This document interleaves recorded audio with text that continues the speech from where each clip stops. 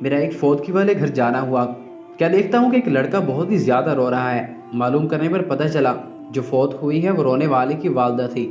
میں ہکا بکا ایک طرف کھڑا ہو کے سوچنے لگا کہ بھرپور جوانی کے وقت اتنا بے رحم دکھ اس نوجوان کو آدھا کر دے گا۔ مجھے اس کا رونا دیکھا ہی نہیں جا رہا تھا۔ اس کی چیخیں لگتا تھا قیامت لے آئیں گی۔ وہ اپنے ماں باپ کا اکلوتا بیٹا تھا۔ اچانک ایک بھائی صاحب آگے آتے ہیں اور اس سے کھانے کے بارے میں پوچھتے ہیں۔ میں حیران ہو جاتا ہوں کہ وہ اس حالت میں کھانا کیسے کھا سکتا ہے۔ اس سے صحیح سے بولا بھی نہیں جا رہا تھا۔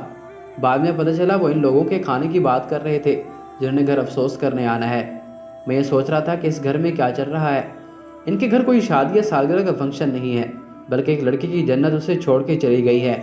بجائے اس چیز کے کہ ہم اس گھر کا حوصلہ بنیں، اس گھر کے دکھ میں شریک ہو جائیں، بلکہ الٹا نہ مٹنے والی بھوک کو بندوبست کرنے میں لگ گئے کہ ہم اس قدر بے حس گھٹیا قوم ہیں کہ میت والے گھر بھی کھانا پینا نہیں چھوڑتے۔ اور پھر جنازے کے بعد ایک گھنونا کھیل شروع ہوا، ایک ایسا کھیل جسے دیکھ کر کسی غیر مرد کو موت آ جائے مگر ہمیں نہیں آتی۔ وہی لڑکا جس کی دنیا لٹ گئی، برباد ہو گئی، وہی لڑکا گھر میں آئے لوگوں کو کھانا دے رہا ہے۔ کہ ان کو شرم نہیں آتی؟ کیوں یہ غیرت سے مر نہیں جاتے؟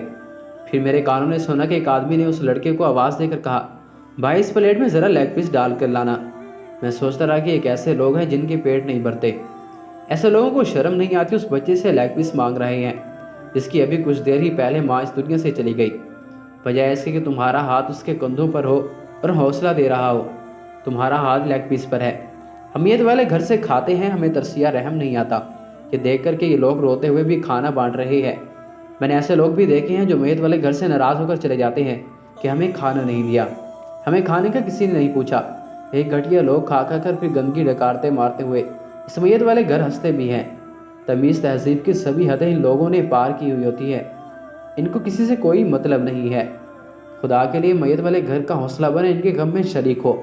رونا نہیں آتا تو رونے والا منہ ہی بنا لیں، کسی کے جذبات کی قدر کریں۔ بعض لوگوں کو دیکھا گیا کہ جس گھر میں فوتگی ہو جائے لوگ افسوس کرنے آئے تو تنقید کر دیتے ہیں کہ اس کو تو صحیح طریقے سے رونا بھی نہیں آتا۔ خدا را اپنی سوچ کو بدلیں، دوسروں کی قدر کریں۔ کسی کے گھر افسوس کرنے جائیں تو ان کے دکھ میں شامل ہو جائیں، اگر ہو سکے تو ان کی مالی امداد بھی کر دیا کریں۔